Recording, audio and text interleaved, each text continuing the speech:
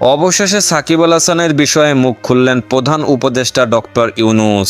ক্রিকেটে সাকিব আল হাসানের অবদান অস্বীকার করা যাবে না বলেছেন ডক্টর মোহাম্মদ ইউনূস। ব্যক্তি হিসেবে সাকিবকে মোহাম্মদ ইউনূস পছন্দ না করলেও তিনি সাকিবের খেলা এবং দেশের জন্য তার অর্জনকে গুরুত্ব দেন।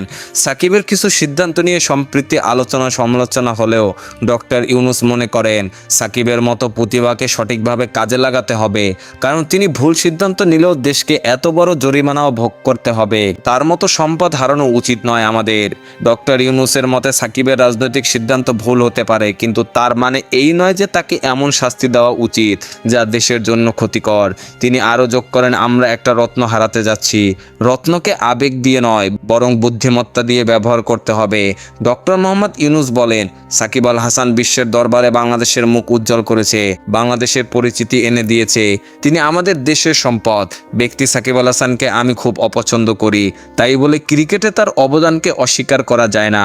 তিনি আরও বলেন, অল্প বয়সে এত খ্যাতি, সে তো রক্তে মাংসে গড়া একজন মানুষ, ভুল করতেই পারে, কিন্তু আমরা আমাদের সম্পদকে কেন সঠিকভাবে ব্যবহার করব না?